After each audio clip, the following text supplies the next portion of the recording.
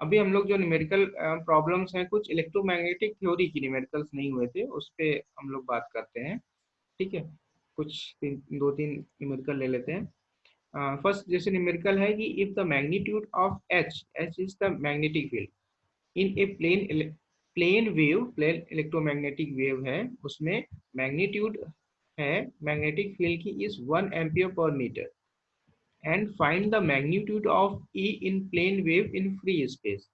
मतलब magnitude magnetic field का दिया हुआ है, मैग्नीट्यूड आपको इलेक्ट्रिक फील्ड का निकालना है in free space. Magnitude magnetic field का कितना है, 1 एम्पियर पर मीटर। ठीक है, तो ऐसा जैसे कि हम लोगों को पता है, हम लोगों के पास एक फॉर्मूला है S naught upon E naught, यानी magnitude of H magnetic field upon magnitude upon E naught equals to root epsilon naught upon mu naught. ठीक है, ये हमारा एक फॉर्मूला होता है। इसमें क्या है, H not is the magnitude of magnetic field and E not is the magnitude of electric field. ठीक है, तो यहाँ से इस फॉर्मूले से हम लोग इलेक्ट्रिक फील्ड निकाल सकते हैं। Electric field E equals to क्या लिख सकते हैं हम लोग, root mu naught upon epsilon naught H naught. ठीक है, mu naught upon epsilon naught H naught. यहाँ से हम लोग इलेक्ट्रिक फील्ड का मैग्नीट्यूड निकाल सकते हैं, और हम लोगों के पास एच नॉट की वैल्यू दे रखी है, म्यू की वैल्यू हम लोगों को पता होती है, एप्सिलॉन नॉट की वैल्यू पता होती है। ये सारी वैल्यू अगर हम पुट करते हैं तो हमारे पास इलेक्ट्रिक फील्ड की जो वैल्यू आ रही है वो हमारे पास कितनी आ रही है, 376.72। ठीक है, ये इस फॉर्मूले से हम लोगों ने इलेक्ट्रिक फील्ड की वैल्यू निकाल दी। यानी कि हमें पास क्या है, इलेक्ट्रिक मैग्नेटिक फील्ड की वैल्यू दे रखी है और उसका इलेक्ट्रिक फील्ड की मैग्नीट्यूड की वैल्यू निकालनी है।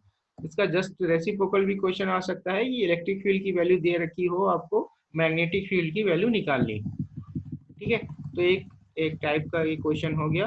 नेक्स्ट है आपका the maximum electric field in a plane electromagnetic wave. Maximum electric field दे रखा है ना, मैक्सिमम इलेक्ट्रिक फील्ड दे रखा है in a plane electromagnetic wave is 10⁻² nano non per coulomb. ठीक है, newton per coulomb. The wave in given X direction, wave जो है गोइंग एक्स डायरेक्शन, वेव क्या है हमारी एक्स डायरेक्शन में जा रही है, and the electric field in the Y direction. मतलब वेव हमारी एक्स डायरेक्शन में प्रोपोगेट कर रही है, और उसका इलेक्ट्रिक फील्ड जो वेक्टर है वो हमारा वाई डायरेक्शन में है। Electric field vector Y direction में है, ट्रांसवर्स इन नेचर होता है ना दोनों में। ठीक है, इलेक्ट्रिक फील्ड वाई डायरेक्शन में है। Find the magnetic field, maximum magnetic field wave and its direction. आपको मैक्सिमम मैग्नेटिक फील्ड निकालना है और उसके डायरेक्शंस बताने हैं। ठीक है, इलेक्ट्रिक फील्ड दे रखा है और एक्स की डायरेक्शन, एक्स डायरेक्शन में वेव मूव कर रही है, और इलेक्ट्रिक फील्ड की डायरेक्शन भी दे रखी है।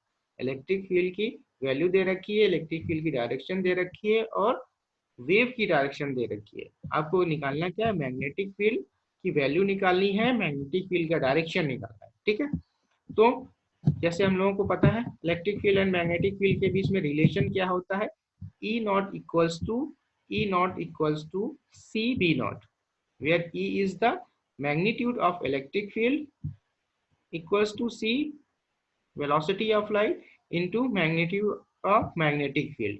ठीक है, तो इससे हम बी की वैल्यू निकाल सकते हैं, यानी कि मैग्नेटिक फील्ड हमें निकालना है, बी की वैल्यू निकाल सकते हैं, B naught equals to C naught upon C करके, सी नॉट अपॉन सी करके निकाल सकते हैं। तो ये हमारी वैल्यू आई 3.33 इंटू 10⁻⁻7 टेस्ला, ये वैल्यू टेस्ला आई। अच्छा, what is the direction, and इसकी डायरेक्शन क्या होगी, डायरेक्शन क्या हो सकती है, इलेक्ट्रिक फील्ड अगर हमारी वाई डायरेक्शन में है और वेव जो है हमारी जेड डायरेक्शन में मूव कर रही है, तो इसकी डायरेक्शन हमारी ट्रांसफर इन नेचर होता है। ट्रांसफर इन नेचर होता है मतलब वाई डायरेक्शन में मैग्नेटिक फील्ड मूव नहीं कर सकती है, एक्स डायरेक्शन में मूव नहीं कर सकती, क्योंकि एक्स डायरेक्शन में वेव मूव कर रही है, वाई डायरेक्शन में इलेक्ट्रिक फील्ड मूव कर रही है।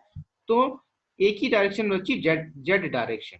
तो मैग्नेटिक फील्ड हमारी जो बेसिकली है जेड डायरेक्शन में मूव करेगी, और उसका वैल्यू कितनी होगी, उसकी मैग्नीट्यूड 3.33 इंटू 10⁻⁻7 टेस्ला, इतनी मैग्नेटिक फील्ड होगी उसकी। ठीक है, इस टाइप के क्वेश्चंस भी आ सकते हैं। ठीक है, नेक्स्ट है हमारा a sodium, a 100 watt sodium lamp radiating power. एक सोडियम लैंप है 100 वाट का, वो पावर रेडिएट करता है। Calculate the electric field and magnetic field strength at the distance of 5 metre from the lamp. 5 metre दूरी पे इलेक्ट्रिक फील्ड और magnetic field की स्ट्रेंथ बतानी है आपको लैंप से। लैंप से 5 मीटर की दूरी पे इलेक्ट्रिक फील्ड और मैग्नेटिक फील्ड की स्ट्रेंथ बतानी है। तो सपोज अगर आपका अगर अगर मैं इसमें कुछ ड्रॉ करना चाहूँ तो हो सकता है।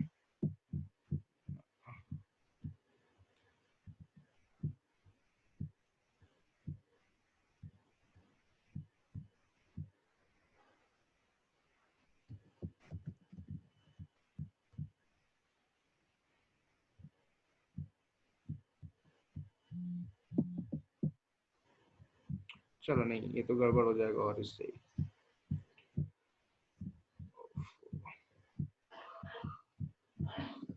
ठीक है, तो अगर हम सपोज करें कि एक हमारा जो लैंप है, हमने एक जगह पे लैंप रख दिया, उसके चारों तरफ 5 मीटर के रेडियस में 5 मीटर के रेडियस में उसकी स्ट्रेंथ हमें निकालनी है, किसकी, इलेक्ट्रिक और मैग्नेटिक फील्ड की स्ट्रेंथ निकालनी है। तो द एरिया एरिया कितना हो जाएगा, 4 पाई r² से एरिया हो जाएगा। स्ट्रेंथ जो है 5 मीटर के स्ट्रेंथ में जो एरिया होगा 4 पाई² से हो जाएगा, यानी कि 100 पाई मीटर² हो जाएगा। ठीक है, और फ्लक्स पर यूनिट एरिया पर सेकेंड, इसका 100 आया था अपॉन 100 पाई वेबर पर मीटर स्क्वायर हो जाएगा। ठीक है, अब इसमें पॉइंटिंग वेक्टर लगा दें। पॉइंटिंग वेक्टर हम लोगों ने पढ़ा था, मॉड ऑफ पावर, पावर का mod equal to mod of E electric field into क्या, ये क्रॉस प्रोडक्ट है, इंटू एच मैग्नेटिक फील्ड का। तो ये हमारा ई एच हो जाएगा। ई एच, ई की वैल्यू 100 अपॉन ऑन 100 पाई, ये वैल्यू आ जाएगी 3.185 इन 10⁻⁻1। ठीक है, और दूसरा फॉर्मूला अभी जो हम लोगों ने यूज किया है इसके पहले, E upon H equal to root mu naught upon epsilon naught, mu naught upon epsilon naught, यानी कि ई अपॉन एच की वैल्यू हम लोगों ने निकाली किससे, ये आ गई 376.6। ठीक है, तो अब इस इक्वेशन और इस इक्वेशन को कंबाइन अगर हम कर देते हैं तो ई एस इंटू ई अपॉन एच, ई एच की वैल्यू ये थी, ई अपॉन एच की वैल्यू ये आ जाएगी। तो ई की वैल्यू यहाँ से हमें ई स्क्वायर की वैल्यू पता चल जाएगी, ई स्क्वायर की वैल्यू, ई स्क्वायर की वैल्यू पता चल जाएगी, ई स्क्वायर की वैल्यू ये है हो जाएगी। तो देन ई की वैल्यू हमारी कितनी आ गई, 10.75 वोल्ट पर मीटर। ई की वैल्यू 10.74 वोल्ट पर मीटर आ जाएगी। अगर ई की वैल्यू आ गई तो हमें एच की वैल्यू भी पता चल जाएगी। ई की वैल्यू आ गई तो हमें पास एच की वैल्यू भी आ जाएगी। रिलेशन रखते हैं तो ये हमारे पास एच की वैल्यू आ गई, और इसके हिसाब से हम लोग एच की वैल्यू निकाल देंगे। तो ये हमारा बेसिकली क्या है, electric field and magnetic field की स्ट्रेंथ है कितने, 5 मीटर अपार्ट पे, 5 मीटर लैंप से 5 मीटर की डिस्टेंस पे इलेक्ट्रिक फील्ड हमारी कितनी है, 10.75, एंड मैग्नेटिक फील्ड की वैल्यू हमारी कितनी है, 0.0291 एम्पियर टर्न पर मीटर। ठीक है, एक ये हो गया। नेक्स्ट क्वेश्चन है, इफ द नेक्स्ट क्वेश्चन भी आपका इलेक्ट्रोमैग्नेटिक वेव में जो पॉइंटिंग थ्योरम है उसके बेस्ड पे है। If the earth receive 2 calories per metre per centimetre square solar energy, अगर अर्थ हमारा इतनी एनर्जी रिसीव कर रहा है, what is the magnitude of electric field and magnetic field strength of the radiation आपको electric field and magnetic field निकालना है। Same question है, कैसे, जैसे कि ये वाला क्वेश्चन था अब वाला, इस पे भी हम लोगों ने क्या यूज किया, पॉइंटिंग थ्योरम यूज कर दी, और पॉइंटिंग थ्योरम से ये फॉर्मूला लग गया, मॉड निकाला। मॉड निकालने का मतलब ई क्रॉस एच होता है, ई क्रॉस एच मतलब ई एच साइन 90, साइन 90 मतलब E H, E is the perpendicular, दोनों के बीच में ई और एच के बीच में क्या होता है, 90 डिग्री का एंगल होता है, क्योंकि ट्रांसवर्स इन नेचर होते हैं, तो ई एच साइन 90 की वैल्यू ई एच आ गई। ठीक है, और यहाँ से मॉड ऑफ एस दिए रखा है हम लोगों को 2 calories per metre per centimetre square, तो इसको हम लोगों ने जूल में कन्वर्ट कर दिया, इसको जूल में कन्वर्ट करके ये वैल्यू लिख दी। ठीक है, तो मॉड ऑफ एस की वैल्यू 1400 आ गई, 1400 आ गई। अब फॉर्मूला यूज किया, E upon S equals to root mu naught upon epsilon naught, mu naught upon epsilon naught use करके ई एच की वैल्यू निकाल दी, ई एच की वैल्यू निकाल दी, ई एच की वैल्यू 376.772 ओम्स आ गई, 376.72 ओम आ गई। ठीक है, अब ई एच की वैल्यू यानी कि मॉड ऑफ एस की वैल्यू, ई एच की वैल्यू आ गई थी 1400, ई अपॉन एच की वैल्यू आ गई 376.72 ओम। ठीक है, अब equation first and second combine कर देंगे, मल्टीप्लाई कर देंगे, तो हमारे पास ई की वैल्यू आ जाएगी, ई की वैल्यू आ जाएगी एच अपॉन एच, एच और एच कैंसिल आउट हो जाएंगे, ई स्क्वायर हो जाएगा, ई स्क्वायर की वैल्यू आ जाएगी 5.274 इंटू 10⁵, ई स्क्वायर की वैल्यू ये आ जाएगी, देन ई की वैल्यू 726.2। ठीक है, ई की वैल्यू ये आ गई। अब इस ई की वैल्यू को हम लोग इस इक्वेशन में रख देंगे, यानी कि ई एच इक्वल टू जो 1400 आया था, ई एच इक्वल टू जो 1400 आया था, इस इक्वेशन पे हम लोग पुट कर देंगे।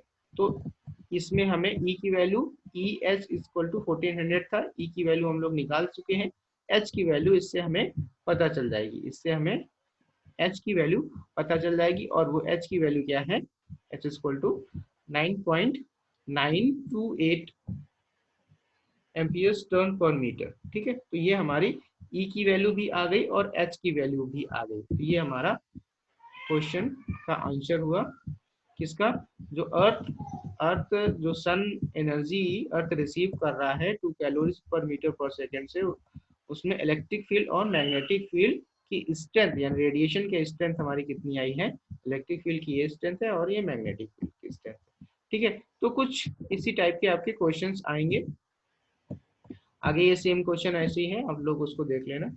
ठीक है, अब हम लोग बात करते हैं कुछ न्यूमेरिकल्स थिन फिल्म के बारे में, थिन फिल्म के न्यूमेरिकल्स के बारे में बात करते हैं। तो इसको क्योंकि 40 मिनट से ज़्यादा चलेगा नहीं, तो कुछ दो चार न्यूमेरिकल्स इसके बारे में भी बात करते हैं। ये देखो, ग्लास पे वेज वेज एंगल का कल हम लोगों ने बात की थी, वेज एंगल पे आप लोगों ने शायद पढ़ा भी होगा। उसमें क्या होगा, फ्रिंज विड्थ हम लोगों ने निकाली थी और वेज एंगल निकाला था, थीटा की वैल्यू निकाली थी और बीटा की वैल्यू निकाली थी। तो न्यूमेरिकल क्या कह रहा है, ए glass ways of angle 0.01 radian is eliminated bye A monochromatic light of the wavelength 1000 angstrom falling normally on it. मतलब एक वेज है, ग्लास ग्लास का वेज एंगल है, ठीक है, थिन फिल्म का, उसमें इतने वेवलेंथ की एक लाइट पड़ रही है और वेज एंगल है हमारा 0.01 radian. At what distance from the edge of the wedge will be 10th fringe be observe in the reflected light.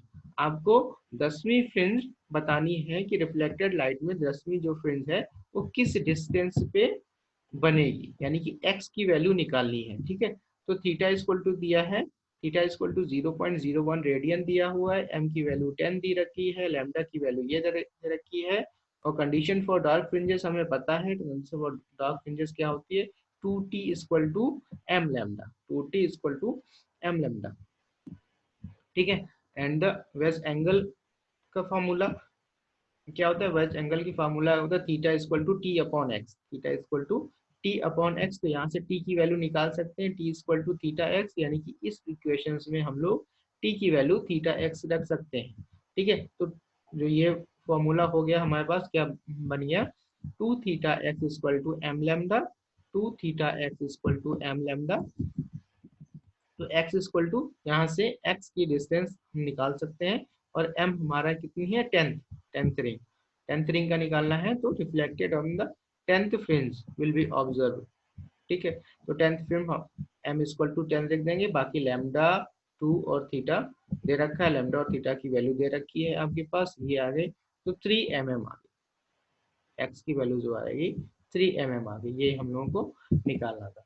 Next question क्या कहता है, नेक्स्ट क्वेश्चन कह रहा है, a beam of monochromatic light of wavelength 5 into 5, यानी कि ये wavelength monochromatic light की वेवलेंथ हमारी 5.52 इंटू 10⁻⁷ मीटर दे रखी है।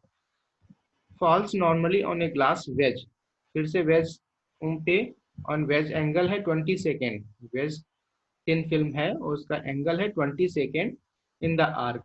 If the refractive index of glass is 1.15, sorry 1.5, refractive index कितना है 1.5, find the number of dark fringes per second in the wedge length. तो आपको क्या करना है, नंबर ऑफ पर सेकेंड कितनी फ्रिंजेस बन रही है वो निकालना है। Number of per second per centimetre में कितनी फ्रिंजेस ऑब्जर्व हो रही है, कितनी बन रही है वो निकालना है। तो इसमें क्या है, थीटा की वैल्यू दे रखी है 20 सेकेंड, 20 सेकेंड्स को हम लोग रेडियन में चेंज कर लेंगे। रेडियन में 25 इंटू 60 इंटू 60 इंटू 180 करके रेडियन हो जाएगा। और लैम्डा की वैल्यू दे रखी है, यानी कि वेवलेंथ हमारी दे रखी है 5 इंटू 5 इंटू 10⁻⁷ मीटर, और म्यू की वैल्यू दे रखी है 1.5।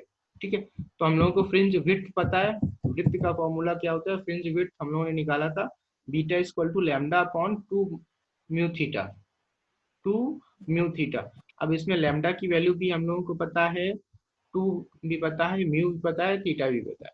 यानी कि अगर लैम्डा की वैल्यू ये रख दिया, म्यू 2 इंटू 1.5 है, और थीटा हमारा रेडियन में कन्वर्ट करने के बाद ये आया था 25 इंटू 60 इंटू 60, ये 60 इंटू 60 अपोजिट हो जाएगा, ऊपर चला जाएगा, और ये आ गई, तो ये वैल्यू आ गई 2 mm, यानी कि फ्रिंज विड्थ जो है हमारी 2 mm है। और हम लोगों को निकालना क्या है, number of fringes per second निकाली, number of fringes dark fringes in per second निकालनी है। तो number of fringes per second equal to 1/0.2 centimetre. 2 mm को हम लोग पर सेकेंड 1 सेंटीमीटर में कितनी फ्रिंजेस हैं, 1/0.2 सेंटीमीटर कर देंगे तो 5 पर सेंटीमीटर, मतलब 5 फ्रिंजेस हमारी पर सेंटीमीटर में आ रही है। कितनी आ रही है, 5 फ्रिंजेस हमारी पर सेंटीमीटर में आ रही है। ठीक है, तो ये हमारा यही निकालना था हमें, नंबर ऑफ फ्रिंजेस पर centimetre, number of, find the number of dark fringes पर सेंटीमीटर, मतलब पर सेंटीमीटर में कितनी फ्रिंजेस आई हैं हम लोगों की, कैलकुलेट किया है इसमें 5 सेंटीमीटर, 5 फ्रिंजेस पर सेंटीमीटर कैलकुलेट हो गई। ठीक है, नेक्स्ट नेक्स्ट क्वेश्चन पे बात करते हैं। ये सोप फिल्म, एक जो कोई भी सोप है, सोप जैसे थिन फिल्म की तरह काम करता है हमारा सोप बबल जो है, soap bubble film 5 into 5 centimetre thick इस थिकनेस दे रखी है, यानी कि टी की वैल्यू दे रखी है। Thick is wave at the angle of 35 degree पे देखा जाता है टू द नॉर्मल, नॉर्मल से 35 डिग्री देखते हैं। तो find the wavelength of the light in the visible spectrum which will be absent from the reflected light. तो उसमें आपको वेवलेंथ निकालना है, कौन कौन सा विजिबल लाइट में absent रहेगा। तो भी एंगल, एक सोप फिल्म है, एक सोप फिल्म है, उसको हम लोग किस पे देख रहे हैं, 35 डिग्री के एंगल से देख रहे हैं। तो आपको कौन कौन से स्पेक्ट्रा विजिबल लाइट के नहीं दिखाई पड़ेंगे। ठीक है, तो इसमें हम लोग कैलकुलेट करते हैं कौन कौन से स्पेक्ट्रा बनेंगे पहले। ठीक है, तो लाइट इंसिडेंट एंगल आई होता है। ठीक है, तो mu equal to sine I upon sine R formula हम लोग पता है स्नेल्स लॉ से। ठीक है, तो यहाँ की म्यू की वैल्यू हम लोगों को दे रखी है 1.33 दे रखी है, 1.33 दे रखी है। साइन आई, आई की वैल्यू इंसिडेंट एंगल दे रखा है 35 डिग्री, तो sine I 35 degree upon sine R हम लोग निकाल सकते हैं। तो आर की वैल्यू कितनी आएगी, आर की वैल्यू 25.5 डिग्री आएगी, 25.5 डिग्री आएगी। तो उसको कॉस आर की वैल्यू निकाल सकते हैं, कॉस आर की वैल्यू आ जाएगी 0.90, 0.90 आ जाएगी। ठीक है, और कंडीशन फॉर डिस्ट्रक्टिव इंटरफेरेंस, यानी कि डार्क फ्रिंजेस जो कंडीशन होती है हमारे पास क्या होती है, 2 mu T cos R equal to M lambda, 2 mu T cos R into M lambda होती है। तो यहाँ पे म्यू हमारा रिफ्रैक्टिव इंडेक्स है, टी हमारी थिकनेस है, कॉस आर की वैल्यू अभी हम लोगों ने निकाली है 0.91, एम हमारा नंबर ऑफ फ्रिंजेस हैं, और लैम्डा हमारा वेवलेंथ है। ठीक है, अब इसमें हम लोग एक एक करके पुट करके देख लेंगे कहाँ पे हमारा विजिबल स्पेक्ट्रा आ रहा है। ठीक है, तो सपोज m इक्वल टू 1 के लिए लैम्डा 1 की वैल्यू निकालेंगे, लैम्डा m इक्वल टू 1 यहाँ रखेंगे, लैम्डा 1 की वैल्यू ये आएगी 2 इंटू ये रिफ्लेक्टिव इंडेक्स है, ये हमारा क्या है थिकनेस जो दे रखी है, थिकनेस न्यूमेरिकल्स में दे रखा है 5 इंटू 10⁻⁻5 सेंटीमीटर थिकनेस है हमारी, इंटू कॉस आर क्या फॉर्मूला क्या है 2 mu cos R equal to m lambda. ठीक है, तो m हमारा 1 है तो लैम्डा 1 हो जाएगा, 2 म्यू की वैल्यू दे रखी है, थिकनेस की वैल्यू दे रखी है, कॉस आर की वैल्यू हम लोगों ने निकाल ली है, तो ये हमारा लैम्डा 1 की वैल्यू आ जाएगी 120 माइक्रोमीटर, 120 माइक्रोमीटर। ये विजिबल स्पेक्ट्रा में नहीं आता है। m2 की वैल्यू निकालेंगे इसी फॉर्मूले से, सेम फॉर्मूले पे रखने पे m2 equal to time out 40 seconds. ठीक है, m2 निकालेंगे तो ये हमारा सेम फॉर्मूले पे डिवाइड कर, बस m2 ये m इक्वल टू 2 है, यानी कि इसको हम लोग डिवाइड करना पड़ेगा, 2 इस तरफ आएगा तो डिवीजन में आ जाएगा तो अपॉन 2 हो जाएगा, तो 6 एंगस्ट्रॉन आ जाएगा। इसी तरह सिमिलरली फॉर m3 की बात करेंगे, m3 हमारा आएगा कितना, m3 आ जाएगा 4 एंगस्ट्रॉन आ जाएगा। लैम्डा 4 की बात करेंगे तो 3000 एंगस्ट्रॉन आ जाएगा। अब इसमें से 4 एंड 6 यानी 6000 एंगस्ट्रॉन एंड 4000 एंगस्ट्रॉन जो है विजिबल रीजन में आपके लाई करते हैं, तो ये स्पेक्ट्रा हमें एब्सेंट दिखाई पड़ेंगे। ठीक है, ये स्पेक्ट्रा विल बी एब्सेंट, उसमें रहेंगे, this spectra will be absent, visible light में एब्सेंट रहेंगे। ठीक है, तो इट्स टाइम ओवर हो रहा है कुछ मीटिंग का। ठीक है, तो ये अब इसके आगे अब बाद में बात करेंगे। तो कुछ इस तरह के आपके न्यूमेरिकल्स आएंगे, कुछ इस तरह आपके न्यूमेरिकल्स आएंगे, हाँ एग्जाम में भी आएंगे और सीटी में भी कुछ इस तरह के ऐसे न्यूमेरिकल्स आएंगे। एग्जैक्ट तो यही नहीं आएंगे, बट कुछ इसी तरह के न्यूमेरिकल्स आपको ये आएंगे। ठीक है, तो आज हम लोगों ने न्यूमेरिकल पोर्शन की बात कर ली, और कल होपफुली आपको हम न्यूटन्स रिंग और उसके न्यूमेरिकल्स भी बता देंगे, और फिर उसके बाद आगे का प्रोसेस शुरू करते हैं।